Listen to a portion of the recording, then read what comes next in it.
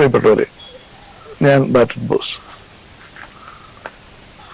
മലയാളത്തിൽ ധാരാളം എഴുത്തുകാരുണ്ടായിട്ടുണ്ട്. നിങ്ങൾക്കറിയാം, കുറ്റാന്വേഷണ നോവലുകൾ, ക്രൈം നോവലിസ്റ്റുകൾ, കുടുംബ കഥകൾ എഴുതുന്നവർ, സോഷ്യൽ സബ്ജക്റ്റുകൾ എഴുതുന്നവർ, കോമഡി പറയുന്നവർ, പള്ളിക്കൂട കഥകൾ പോലെ വിഖ്യാതമായ ഹാസ്യ നോവലുകളുള്ളത്, വെള്ളിക്കൃഷ്ണക്കുട്ടി പോലെയുള്ള മഹാനായ എഴുത്തുകാരുള്ളത്, സി വി രാമൻപിള്ള പോലെയുള്ള വലിയ എഴുത്തുകാർ. അപ്പൊ അങ്ങനെ ധാരാളം എഴുത്തുകാരുണ്ട്. പക്ഷെ ഇവരുടെ ആരുടെയും മക്കള് അല്ല പേരക്കുട്ടികൾ, ആ പരമ്പരയിൽപ്പെട്ട ആളുകൾ ആരും ഈ മഹാത്മാര എഴുത്തുകാരെ അവരുടെ കാലടികൾ പിന്തുടരുകയൊക്കെ ചെയ്തിരിക്കുന്നത് അപൂർവങ്ങളിൽ അപൂർവമായിട്ടാണ്. പക്ഷെ ഇവിടെ പുഷ്പ സാറിന്റെ കൊച്ചുമകൻ റയാൻ, പുഷ്പ സാറിന്റെ അരനൂറ്റാണ്ട് കാലത്തെ സാഹിത്യ ജീവിതത്തിനിടയിൽ അദ്ദേഹം 350-ൽ പരം നോവലുകൾ രചിച്ചിട്ടുണ്ട്. മലയാളികൾക്ക് എല്ലാം സുപരിചിതമായ ത്രില്ലറുകളാണ്, പ്രേതകഥകൾ, ഹൊറർ സീരീസ്, ഡിറ്റക്റ്റീവ് തുടങ്ങി വീടുകൾ മേയുന്നവർ എന്ന പേരിൽ തുടങ്ങിയുള്ള സാമൂഹ്യ നോവലുകളും അദ്ദേഹം എഴുതിയിട്ടുണ്ട്. ഈ നോവലുകളെല്ലാം മലയാളികൾക്ക് വളരെ ഹരം പകരുന്നതായിരുന്നു. കുട്ടികൾ തൊട്ട് മുതിർന്നവർ വരെ പുഷ്പ സാറിന്റെ ആരാധകരാണ്. പക്ഷെ ഞാൻ പറയാൻ വരുന്ന കഥ അതല്ല. പുഷ്പ സാറിന്റെ കൊച്ചുമകൻ, അദ്ദേഹത്തിന്റെ മകൾ ജമീലയുടെ മകൻ റയാൻ, ഇദ്ദേഹത്തിന്റെ പുസ്തകങ്ങളെല്ലാം പുതിയ അച്ചുകൾ നിർത്തി പുതിയ എഡീഷനാക്കി പബ്ലിഷ് ചെയ്ത് തുടങ്ങി. ഇതുവരെ 35-ലധികം പുസ്തകങ്ങൾ അദ്ദേഹം ഇറക്കിയിട്ടുണ്ട്. ലോകത്തില് എവിടെയും ഈ പുതിയ എഡീഷനുകൾ ലഭ്യമാക്കാവുന്ന രീതിയിൽ ഉള്ള പ്രവർത്തനങ്ങൾ ഈ ചെറുപ്പക്കാർ തുടങ്ങി കഴിച്ചു.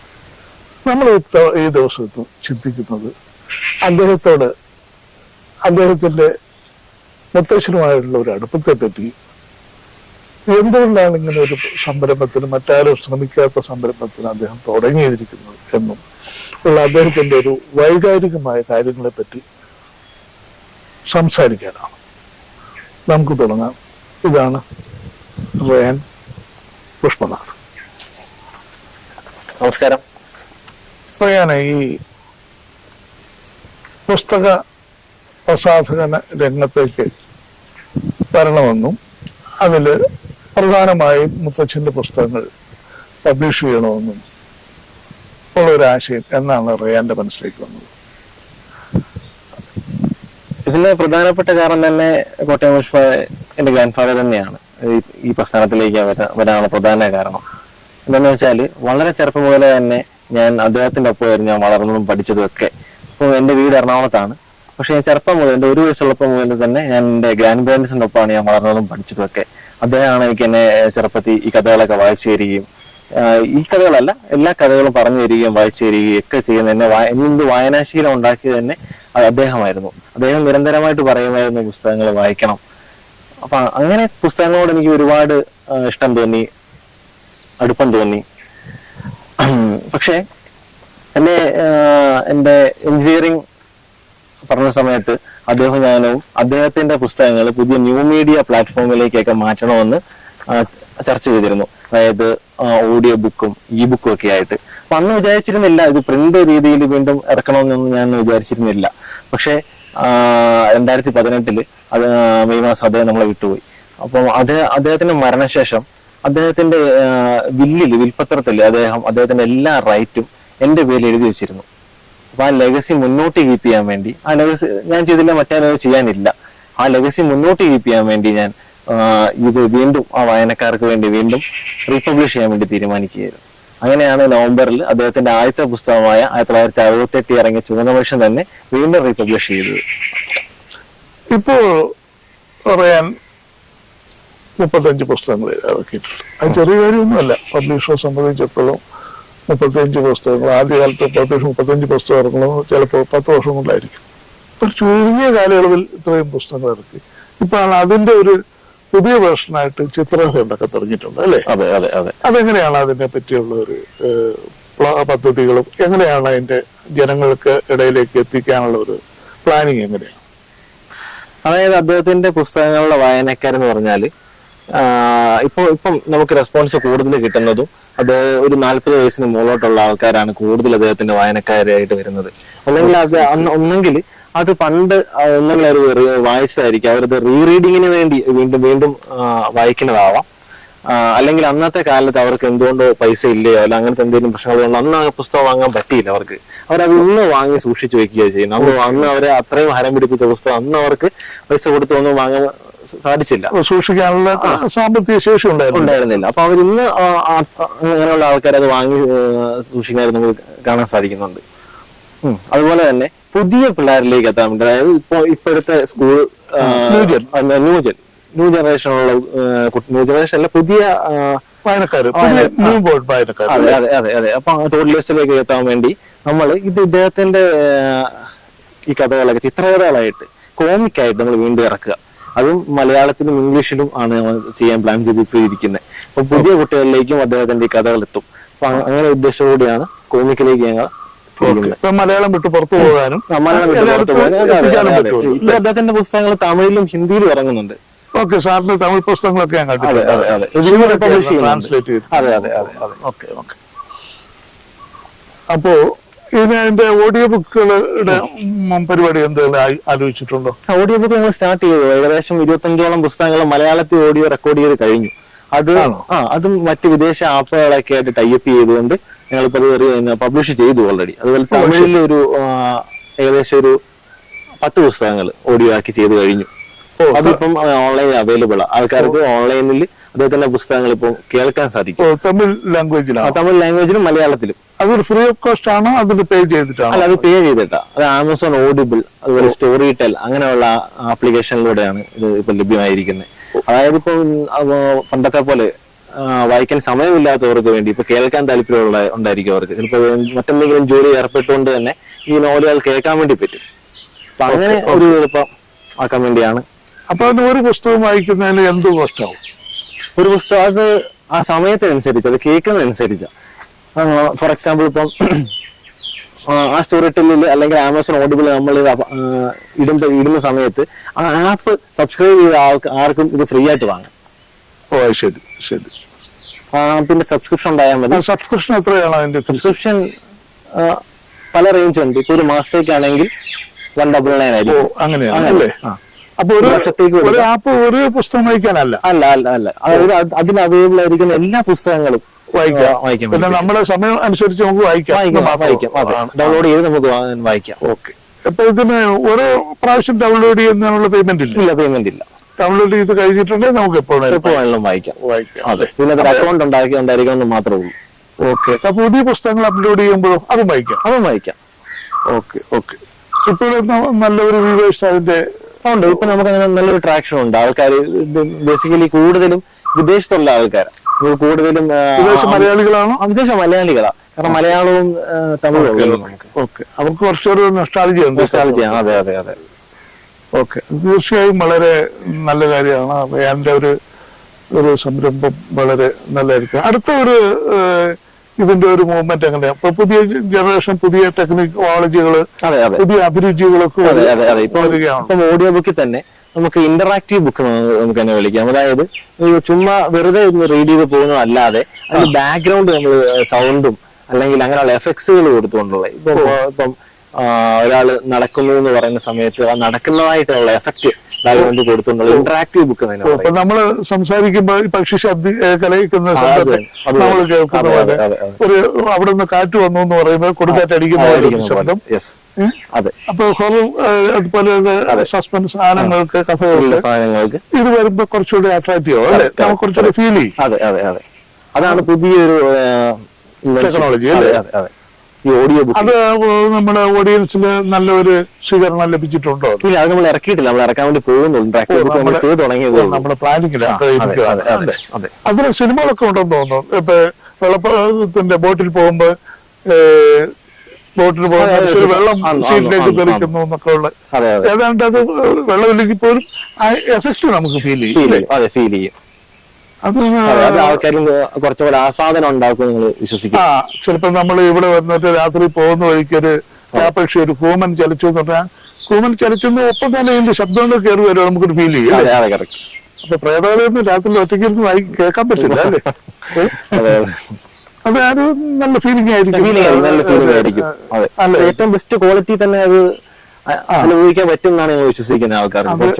ഞാൻ കേട്ടിട്ടുണ്ട്. അതായത് നമ്മളൊരു സംഗതി പഠിക്കുമ്പോൾ കാഴ്ചയിലുണ്ടാക്കും, കേൾക്കുമ്പോഴും ആകുന്നതുകൊണ്ട് നമുക്ക് ഫീൽ ചെയ്യുന്നത് അനുഭവത്തിലൂടെ. മൂന്നും കൂടെ ഒന്നിച്ചു വരികയാണെങ്കിൽ കുറച്ചുകൂടെ കൂടുതൽ അത് ആസ്വദിക്കാൻ പറ്റും. വിശ്വസിക്കുന്നു. അല്ല അങ്ങനെയാണ്. അതിപ്പോ നമുക്ക് കുറച്ചും കൂടി ഒരു നല്ല രീതിയിൽ മറ്റേങ്ങനെ ഫീൽ ചെയ്യുന്ന സമയത്ത് ഒരു ട്രെയിൻ വരുന്നതാണെന്ന് പറയുന്നത് ട്രെയിനിന്റെ ശബ്ദം മറുവശൂടെ പോകുമ്പോൾ നമുക്കത് കുറച്ചുകൂടെ അത് ടെക്നോളജിയാണ് നമ്മളെ സപ്പോർട്ട് ചെയ്യുന്നത്. എഴുത്തുകാരൻ അങ്ങനെയല്ലോ. ട്രെയിൻ പോയി എന്ന് പറഞ്ഞാൽ ട്രെയിൻ പോകുന്ന ശബ്ദം നമ്മൾ മനസ്സിൽ കാണുകയായിരുന്നു അല്ലേ? ഇതെങ്ങനെയല്ല റിയലി നമ്മൾ ഫീൽ ചെയ്യുക അല്ലേ? നമ്മൾ വിദേശത്ത് ഉള്ള പുസ്തക റൈറ്റേഴ്സും ലോകത്തിൽ എവിടെയും പ്രസാധകരിൽ നിന്ന് അവഗണന ലഭിക്കുന്നത് ഒരു ഗ്രൂപ്പ് എഴുത്തുകാർ ബേസിക് എഴുത്തുകാരാണ് ബേസ് ഒന്നും അവരെ കൊണ്ടാണ് ഇതൊക്കെ ഉണ്ടാവുന്നതെന്നൊക്കെ ആൾക്കാർ പറയുമ്പോൾ തന്നെ പല എഴുത്തുകാരും സാമ്പത്തിക വിഷമത്തിലാണ്. അതേസമയം പബ്ലിഷേഴ്സ് ഇതുകൊണ്ട് ധാരാളം പണം ഉണ്ടാക്കുന്നു. എഴുത്തുകാർക്ക് പണം കൊടുക്കുന്നതിലൊക്കെ ഇവർക്ക് വലിയ മടിയാണ്. ഇവരിത് വലിയ കാര്യം പറഞ്ഞ് ഏറ്റെടുക്കും. പക്ഷെ ലോകത്തിലെ ഏറ്റവും വലിയ ധനികയായിരുന്ന ബ്രിട്ടീഷ് രാജ്ഞിയുടെ മുകളിൽ സമ്പത്തുണ്ടാക്കിയിരുന്നു ഹാരി പോട്ടർ പരമ്പര ചെയ്ത് ജെ.കെ. റോളിംഗ്. അപ്പൊ അവരെങ്ങനെ ഇത് മാർക്കറ്റ് ചെയ്തു എന്ന് നമ്മൾ അന്വേഷിച്ചപ്പോഴാണ് നമ്മൾ അറിയുന്നത്. അവരൊരു സാധാരണ കുടുംബിനെയാണ്. ജീവിക്കാൻ വളരെ വിഷമിച്ച ഒരു സ്ത്രീയാണ്, കുഞ്ഞുങ്ങളെ വളർത്താൻ. അങ്ങനെയാണ് ഇവർക്ക് ദൈവം ഒരു അവസരം കൊടുത്ത പോലെ പുസ്തകം എഴുതാൻ തുടങ്ങി. അപ്പോ ഈ പുസ്തകത്തിന്റെ ഈ വന്നപ്പോൾ അതിന്റെ റൈറ്റ് വന്ന ഒരു കാലഘട്ടത്ത് അവർ പോപ്പുലറായി കഴിഞ്ഞപ്പോൾ ഇവര് ചെയ്തത് ഇതിന്റെ ഒരു ബേസിക് ഒരു ഇംഗ്ലീഷുകാരിയാണ്. ഇംഗ്ലീഷ് റൈറ്റ് തന്നെ ഇംഗ്ലണ്ടിൽ റൈറ്റ്, യൂറോപ്പിലെ റൈറ്റ്, ഓസ്ട്രേലിയയിലെ റൈറ്റ്, റഷ്യയിലെ റൈറ്റ്, ആഫ്രിക്കയിലെ റൈറ്റ്, എല്ലാ ഭൂഖണ്ഡങ്ങളിലെയും കാനഡയിലെ Canadian right, US right, Latin American right, ഇതെല്ലാം. അപ്പൊ എല്ലാ രാജ്യങ്ങളിലേക്ക് ഇത് വന്നപ്പോൾ ഇതെല്ലാം അവർ ബാർഗൈൻ ചെയ്തു. അതിന്റെ വരുമാനം അവർക്ക് അതിനകത്ത് ഇവരെ പറ്റിച്ചിട്ടൊക്കെ കൂടുതൽ വിറ്റടിച്ചത് ഒന്നും കണക്കെടുക്കാൻ പറ്റുന്ന സാഹചര്യമല്ല. പക്ഷെ ഇതൊക്കെ അവർ വെച്ചു. പിന്നെ ഇതിന്റെ drama, cinema right, satellite right, OTT right, പിന്നെ TV പെർഫോമൻസ് റൈറ്റ്, പിന്നെ പെർഫോമൻസ് ആഴ്ചയിലുണ്ടാകുന്ന റൈറ്റുകൾ, ഇതെല്ലാം ഇവർക്ക് ഇത് തന്നെയാണ് പിടിച്ചത്. പിന്നെ നമുക്കില്ലാത്ത ഈ പുസ്തകങ്ങളെക്കാൾ കൂടുതൽ വലിയ ഇത് പോപ്പുലർ ആയിട്ടുള്ളത് ഒരു സാധനമാണ് ഈ പ്രോപ്പർട്ടി ഇതുണ്ടാകുന്നത്. കപ്പിൽ പടം വരിക. അപ്പൊ അത് കുട്ടികൾക്ക് ഹാരമായി ഇത് മാറി. ടോയ്സില് അതുപോലെയുള്ള ടോയ്സ് ഉണ്ടാക്കുക, ആ ടോയ്സിൽ പടം വരിക, കപ്പ് സോസിൽ പടം വരിക, ഫ്ലെക്സിൽ പടം വരിക, കമ്പനികളുടെ പരസ്യങ്ങളിൽ ഹാരി പോട്ടർ പടങ്ങൾ വരിക, സ്കൂൾ ബാഗിൽ വരിക, പെൻസിൽ വരിക, പേനകൾ വരിക, ഇത് മുഴുവൻ റൈറ്റാണ്. അങ്ങനെയാണ് അവര് ബ്രിട്ടീഷ് രാജ്ഞിയേക്കാൾ വലിയ ധനികയായത്. നമുക്ക് അത്ഭുതം തോന്നും. 7 പുസ്തകം 8 പുസ്തകം 10 പുസ്തകത്തിൽ താഴെ അവർ എഴുതിയിട്ടുള്ളൂ. 250 പുസ്തകം എഴുതിയ എനിക്ക് ചിന്തിക്കാൻ പറ്റുകയാണ്. അതായത് നമ്മുടെ റൈറ്റിനെ ഇവിടെ ആളുകൾ മിസ്യൂസ് ചെയ്യുന്നു. പബ്ലിഷേഴ്സ് മാത്രം. പബ്ലിഷേഴ്സ് ഉണ്ടെങ്കിൽ ആണല്ലോ അവർ പറയും ഞാൻ എന്നോട് പറഞ്ഞിരിക്കുന്നത് ഞങ്ങളുള്ളതുകൊണ്ടാണോ നിങ്ങൾ ജീവിക്കുന്നത്, നമ്മളുള്ളതുകൊണ്ടല്ല അവർ ജീവിക്കുന്നതെന്ന് ഒരാളും പറഞ്ഞിട്ടില്ല. പബ്ലിഷേഴ്സ് ഇല്ലെങ്കിൽ എഴുത്തുകാരൻ ജീവിച്ചു പോകും. പക്ഷെ എഴുത്തുകാരനില്ലെങ്കിൽ പബ്ലിഷൻ ജീവിക്കുക അല്ലേ? അവൻ ഇതുകൊണ്ടാണ് അച്ചടിക്കുന്നത്. അപ്പൊ അത് ഒരു അവസരമാണ്, ഒരു സാധ്യത. അതിനെ എങ്ങനെ ഇത് ഇന്നല്ലെങ്കിൽ നാളെ റിയാൻ ഇതിനെ ഫേസ് ചെയ്യേണ്ടത്. ഇത് ഒരു സിറ്റുവേഷൻ നമ്മൾ എഴുത്തുകാർക്ക് മാത്രമല്ല, ലോകത്തിലുള്ള എല്ലാ എഴുത്തുകാരെയും ഇത് ബാധിക്കുന്ന. ഇപ്പോൾ റിയാൻ മാക്സിം സീരീസ് ചിത്രകഥയായിട്ട് തുടങ്ങിയിരിക്കുകയാണ്. അതിന്റെ മാർക്കറ്റിംഗ് സൈഡിനെ പറ്റിയോ അതിന്റെ കോർപ്പറേറ്റ് സൈഡുകളെ പറ്റിയോ റിയാൻ എന്താണ് പ്ലാൻ ചെയ്തിരിക്കുന്നത്? ഇപ്പോൾ വിദേശ രാജ്യങ്ങളിലെ പോലെ തന്നെ ഇപ്പൊ ജെ.കെ. റൗളിംഗിൽ അല്ലെങ്കിൽ മാർവൽ പോലുള്ള കമ്പനികൾ, അപ്പൊ അവർക്ക് ഒരുപാട് ചിത്രകഥകളും കാര്യങ്ങളൊക്കെ ഉണ്ട്. അപ്പൊ അവരുടെ എല്ലാ ചിത്രങ്ങളും അതുപോലെ ഇറങ്ങുന്ന എല്ലാ പ്രധാന കഥാപാത്രങ്ങൾ അവരെ കോപ്പിറൈറ്റ് ചെയ്യും. സാഹസിക സൂപ്പർമാൻ, സ്പൈഡർമാൻ, ബാറ്റ്മാൻ ഒക്കെ ഉണ്ട്. അതെ, അതവര് കോപ്പിറൈറ്റ് ചെയ്ത് വെക്കും. അതുപോലെ കോട്ടയം പുഷ്പനാഥിന്റെ ദശലക്ഷക്കണക്കിന് വായനക്കാരുടെ ആരാധനാ കഥാപാത്രമാണ് ഡിറ്റക്റ്റീവ് മാർക്സ്. ഡിറ്റക്റ്റീവ് മാർക്സിനെ നമ്മൾ വരച്ചപ്പോൾ അതും കോപ്പിറൈറ്റ് ചെയ്യാൻ വേണ്ടിയാ. അപ്പൊ ഇത് വിദേശത്തുള്ള ആൾക്കാർ ചെയ്യുന്നത് പോലെ തന്നെ മേസൻഡൈസ് സെല്ലിംഗ് എന്ന് പറയുന്നത്, മേസൻഡൈസിങ് ചെയ്യാന്നാ പറയുന്നത്. മേസൻഡൈസിങ് ചെയ്യാന്ന് പറഞ്ഞാൽ ഈ കഥാപാത്രത്തെ ഉപയോഗിച്ചുകൊണ്ട് പല ബാഗിലാണെങ്കിലോ അല്ലെങ്കിൽ കൊമേഴ്ഷ്യൽ പ്രോഡക്ട്സിലെല്ലാം ഈ കഥാപാത്രത്തിന്റെ ചിത്രങ്ങളും രൂപങ്ങളും ഒക്കെ വരും. അപ്പൊ അങ്ങനെ നമ്മൾ ചെയ്യാനാണ് നമ്മുടെ പ്ലാൻ. അപ്പൊ അതിനുവേണ്ടി ഇത് കോപ്പറേറ്റ് ചെയ്യും. ആ കോപ്പറേറ്റ് ചെയ്യാന്ന് വെച്ചാൽ ആ ചിത്രങ്ങളും ആ സ്റ്റൈലും ഉപയോഗിക്കുന്ന സാധനങ്ങളും ആ പേര് പോലും നമ്മൾ കോപ്പറേറ്റ് ചെയ്യാനാണ് ഞങ്ങൾ ഉദ്ദേശിക്കുന്നത്. അതിന് ഡിസൈൻ വല്ലതും ഡിസൈൻ തയ്യാറാക്കിയിട്ടുണ്ട്. ഇപ്പോൾ ഡിറ്റക്റ്റീവ് മാർക്സിന്റെ ചിത്രം ഞങ്ങൾ വരച്ചു കഴിഞ്ഞു. എലിസബത്ത് ഉണ്ട്, പുഷ്പരാജ് ഉണ്ട്, മോഹിനിയുണ്ട്. ഇപ്പോൾ ഈ സൈബർ ലോകത്തിന്റെ ഒരു കാലമാണ്. കഥകൾ പറയുക മാത്രമല്ല, അതിന്റെ വിഷ്വൽ കൂടി. ഇത് യഥാർത്ഥത്തിൽ ഏറ്റവും സൗന്ദര്യപൂർണവും ത്രില്ലിംഗും ആയിട്ടുള്ള കഥ ലോകത്ത് എല്ലായിടത്തും വിറ്റെടുക്കുന്നത്. ഹാരി പോട്ടർ നമ്മൾ വിട്ടുപോയി എന്ന് പറഞ്ഞാൽ അതിന്റെ ത്രില്ലിങ്. യഥാർത്ഥത്തിൽ അത് ബാലരമ എന്നൊരു കഥ മാത്രമേ ഉള്ളൂ, അതിനകത്ത് വലിയ കാര്യങ്ങളൊന്നുമില്ല അതിനകത്ത്. പക്ഷെ അത് ഇംഗ്ലീഷിലായതുകൊണ്ട് നന്നായി പോയി. അതുപോലെ ഇത് നമുക്ക് സീരിയൽ ആക്കുക ആണെങ്കിലോ അങ്ങനെയുള്ള സ്റ്റോറി ആയിട്ട് ആർട്ടിസ്റ്റ് അഭിനയിച്ച് പരമ്പരയാക്കുകയാണെങ്കിൽ കൂടുതൽ ശ്രദ്ധിക്കപ്പെടുകയല്ലേ. അത് നമുക്ക് ഏത് ലാംഗ്വേജിലും മാറ്റാനും ചെയ്യാം. അങ്ങനെയുള്ള ശ്രമങ്ങൾ എന്താണ് നടക്കുന്നത്? അതെ, ഇപ്പം ഡിറ്റക്റ്റീവ് മാർക്സിൻ സീരീസ് അല്ലെങ്കിൽ പുഷ്പരാജ് സീരീസ്, അങ്ങനെ സീരീസ് ആയിട്ട് തന്നെ ഈ പുഷ്പരാജ് സീരീസിൽ തന്നെ അദ്ദേഹം ഏകദേശം 100ഓളം പുസ്തകങ്ങൾ എഴുതിയിട്ടുണ്ട്. മാർക്സ് ആണെങ്കിൽ ഒരു 200ഓളം പുസ്തകങ്ങൾ അങ്ങനെ തന്നെ എഴുതിയിട്ടുണ്ട്. അപ്പൊ ഇതിനെ ഒരു എപ്പിസോഡാക്കി, എപ്പിസോഡ് കണക്കിന് സീരീസ് കണക്കിന് കണ്ടിന്യൂറ്റി പോലെ ആക്കി നമുക്കൊരു വെബ് സീരീസിലേക്ക് അല്ലെങ്കിൽ വിഷ്വൽ മീഡിയയിലേക്ക് ഇന്നത്തെ ന്യൂ മീഡിയ പ്ലാറ്റ്ഫോം ആമസോൺ പ്രൈമിലോ നെറ്റ്ഫ്ലിക്സിലോ ഒക്കെ ഇത് കൊണ്ടുവരാൻ വേണ്ടി സാധിക്കും. അപ്പൊ അങ്ങനെയുള്ള കാര്യങ്ങളും ഞങ്ങൾ ചർച്ച ചെയ്ത് വരികയാണ്. നെറ്റ്ഫ്ലിക്സിനോട് സംസാരിച്ച് കഴിഞ്ഞു ഓൾറെഡി. അപ്പൊ അങ്ങനെയുള്ള കാര്യങ്ങളും ചെയ്യുന്നുണ്ട് ന്യൂ മീഡിയ പ്ലാറ്റ്ഫോമിലേക്ക് കൊണ്ട്. അത് ഏത് ലാംഗ്വേജിൽ വേണം എന്നൊക്കെയുള്ള ഒരു കൺഫ്യൂഷനേ ഉള്ളൂ.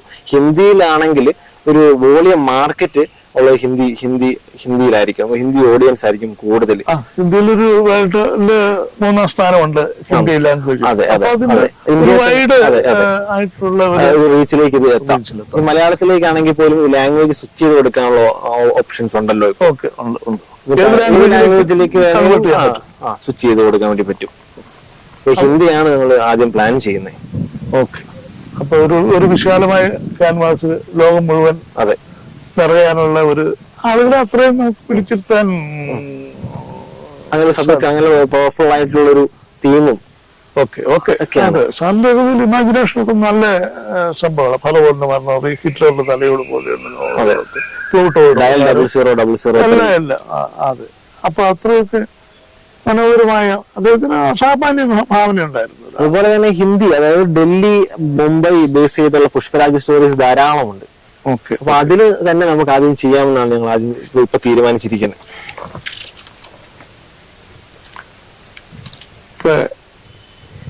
റിയാൻ പുഷ്പനാഥിന്റെ പുതിയ സംരംഭങ്ങളെ പറ്റി നമ്മളെല്ലാം അറിഞ്ഞു. പുതിയ എഴുത്തുകാർക്കും പഴയ എഴുത്തുകാർക്കും അവരുടെ മക്കൾക്കും ഇതൊരു പ്രചോദനമാകട്ടെ.